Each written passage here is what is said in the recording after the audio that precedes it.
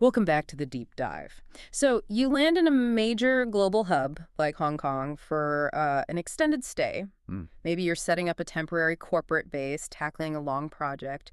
Your dining strategy has to be, well, surgical. That's absolutely right. You're past just being a tourist. Exactly. When you're living and working abroad for weeks, maybe months, the goal isn't just to find food. It's about finding a routine of quality. A reliable routine, yeah. We know many of you are professionals. You rely on services that simplify life, whether that's finding a great service department or, in this case, a truly curated dining list. And that's our mission today. This deep dive is based on a highly curated list of 10 must-visit spots. All near the Harbor Grand Hong Kong area. All sourced directly from staff who live and work right there. It's the ultimate insider cheat sheet, and we're going to distill it so you know exactly which vibe, which view, and which specific dish to target. And this list is remarkable because it's like a complete culinary decision tree. We're looking at a spectrum that runs from, polished, Michelin-recognized Cantonese tradition All the way down to unpretentious, noisy, local cult favorites. We're not just talking about what they serve, but the whole experience, the views, the sounds, the non-negotiable orders. Okay, let's unpack this incredible array. I want to start where Hong Kong really, truly distinguishes itself. The view. The spectacular view combined with world-class food. These are the places where the ambiance is the apex of the dining experience, perfect for client meetings or a special occasion. These first three are all about impact. The presentation, whether it's on the plate or outside the window, is half the story. Leading the charge is Above and Beyond at Hotel Icon. It really lives up to its name, high-end Cantonese, but the magnetic pull here is that stunning panoramic view of Victoria Harbor. It's so close up you feel like you could almost touch the lights. You really do. And this is where the service component becomes a key data point for you business travelers. Beyond the food, which is great, the service is consistently mentioned as being white glove. I saw that. They mentioned specific staff. Yeah, specific shout-outs for people like Angel Wong and Alex for going the extra mile, surprising guests with birthday desserts or little teddy bears. This is where you go when you need guaranteed attentiveness. That detail is so crucial. But there is a catch. The source material points out a friction point. Right. Despite the upscale decor, the space can get quite noisy. Very noisy, especially with large groups or families. So if you need a quiet, confidential conversation, you might need to, request a specific corner or maybe rethink it entirely. Which brings us to a potential alternative. One Harbor Road at the Grand Hyatt. An alternative that's focused intensely on quiet refinement. Yes, it's polished, elegant. It's designed to feel like a classic Hong Kong mansion. You're going here specifically for high-end dim sum.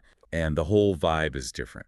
The ambiance is muted, the china is fancy, and if you can snag a window seat, the harbor views are fantastic. It sounds like intentional quality over quantity.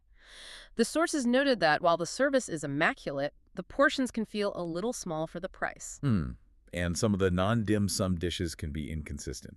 It's a trade-off. You're paying a premium for that quiet elegance and perfectly executed dim sum. So let's pivot from Cantonese refinement to a steakhouse. A different kind of premium experience. If you shift your focus, you land at Harborside Grill at Ocean Terminal. And what a location. It leans dramatically into its geography. It really does. You're looking at a 180-degree panorama stretching from Wan Chai all the way to West Kowloon, especially from the outdoor terrace, La Deck. The menu is just as impactful. It's all about prime cuts of meat. The specific call-outs are the USDA prime ribeye and that enormous 1-kilogram tomahawk steak. So if you're entertaining a client who appreciates a serious steak, this is your spot. But wait, here's where it gets really interesting, maybe a little counterintuitive. Go on. The single dish that got the most ecstatic praise wasn't the steak. It was dessert. It was a dessert. The churros, they're described, and I'm not exaggerating, as out-of-this-world good. So if you go, the churros are mandatory. They are not optional. That's the nugget right there, finding that unexpected strength. But we have to address the caveat. Okay. The source material pointed to mixed service experiences and some inconsistency with the food overly salty risotto, tough steak sometimes. So it's a clear decision point for you, the listener. If your priority is that jaw-dropping view, a great steak, and those legendary churros, you accept the potential for a service hiccup. But if service consistency is paramount for a high-stakes meeting, you might stick with the white glove certainty of Above and Beyond, despite the noise. Yeah. It's all about prioritizing your needs for that night. Exactly. Okay, let's leave the formal dining behind. If that was about dressing up, Section 2 is about rolling up your sleeves and getting truly local. Yes.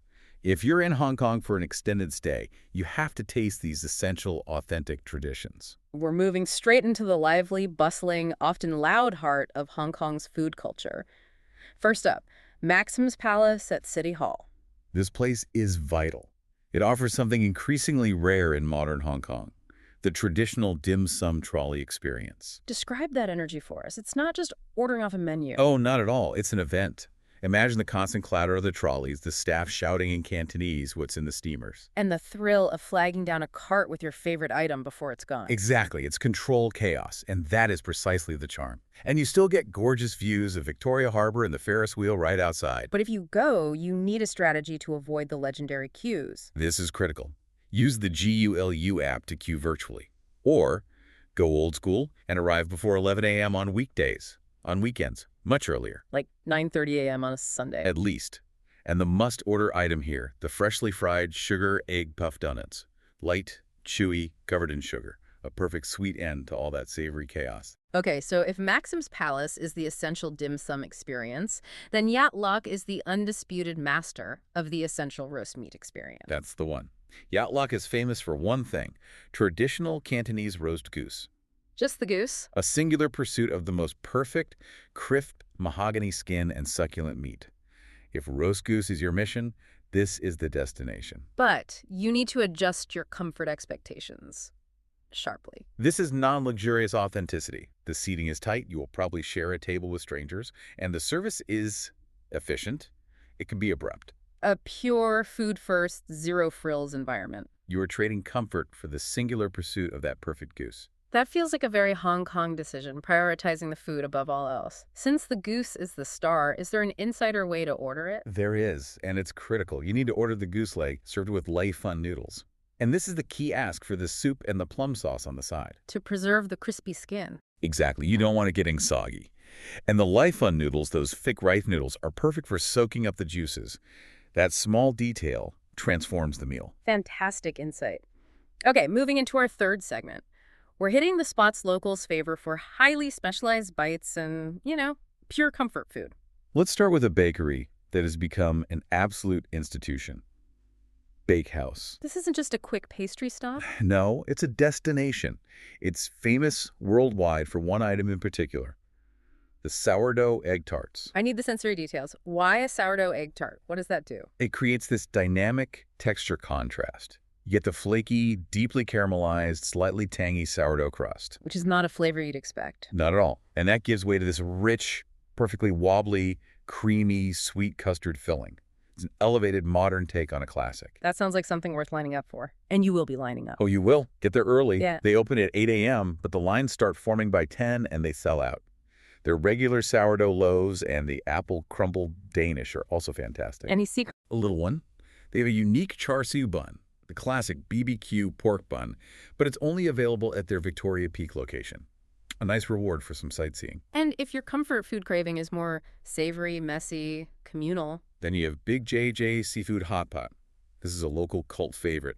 It's energetic, unpretentious, and just vibrant. total immersion dining. Yeah, we're talking about staff sometimes joining in on the cantopop music that's playing. It's loud, fun, and authentic. The focus at night is on quality, local beef hot pot. But they also have a very specific type of lunch, right? Yes, incredibly hearty Chan Teng-style lunch plates. So Hong Kong's version of a diner. Their classic is the pork chop with eggs and lard rice. Oh, wow. It's savory, comforting, rich, and utterly local. You get this great duality. Yeah. Raucous hot pot for dinner and a soul-filling lunch. Okay, we've done the highest end, the deepest tradition, and the local favorites. For our final section, let's explore the places offering modern twists and unique destinations that deliberately break that traditional Cantonese mold. This section really highlights Hong Kong's ability to absorb global flavors and just remix them creatively. We start with Ho Lee Fook in Soho. And this is a deliberate break, aesthetically and culinarily. Completely. It's a modern Filipino restaurant, a refreshing change of pace with this fantastic cozy vibe. plush velvet seating, and the soundtrack is classic hip-hop and R&B. So the whole environment is designed to be fun and unexpected. Exactly. And the must-try dishes sound just as adventurous. The specific callouts are the spicy, funky coconut noodles I love that name. and the ube biko sundae with that classic Filipino purple yam. For groups, the barkada bulao platter is the way to go. It's a big sharing plate. Then we shift dramatically to Haku in Harbor City. The source describes this as Japanese-inspired, but with a huge creative fusion twist. This restaurant's identity is all about presentation. The focus is on treating the dish as art. It's intimate, dimly lit, and usually offers a tasting menu experience. So this is for impressing someone who appreciates culinary artistry. That's the one. But you have to adjust your expectations. This is not classic Japanese. It's high concept, it's expensive, and it's experimental. You want a simple, perfect nigiri set. This isn't it. It's for the adventure seeker. Exactly. Finally, we have the outlier, logistically speaking. Sunset Grill at the Sheraton in Tengcheng. This requires a real journey from the Harbor Grand area. Why is it worth the investment for someone on an extended stay? It's the sheer geographical distinctiveness. The view. This is a rooftop panorama of the airport and the bay.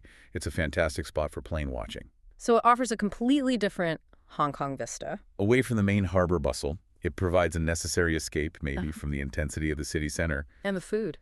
They focus on prime cuts of grilled meats and seafoods from an open charcoal grill, but the food is almost secondary to the atmosphere. It's where you go when you need a fresh perspective, watching the world fly in and out. Wow, we just covered a remarkable range. From the buzzing trolleys of Maxim's Palace to the singular pursuit of Yat Luk's Goose and the modern fusion of Holy Fook. If you're starting an extended stay in the Harbor Grand area, this is a crucial map. Absolutely. This list gives you a decision-making framework before you even leave your service department. You know whether you need a traditional bite, an atmospheric business dinner, or a modern fusion escape. You're not navigating blindly. You're operating with insider knowledge. So what does this concentrated culinary diversity tell us? Well, considering we just covered everything from a noisy shared table roast meat joint to a silent, artful Japanese fusion experience, all near one central spot, it forces you to ask, what defines the essential value of the Hong Kong dining scene? Is it quality or is it breadth? Exactly. Is it strength in the guaranteed, consistent high quality of one specialized thing like Yat Luk's Goose? Or is its real value in the sheer, sometimes conflicting breadth of world-class options you can find in a short radius? That breadth of choice is definitely something worth chewing on. Until next time, stay well-fed and well-informed.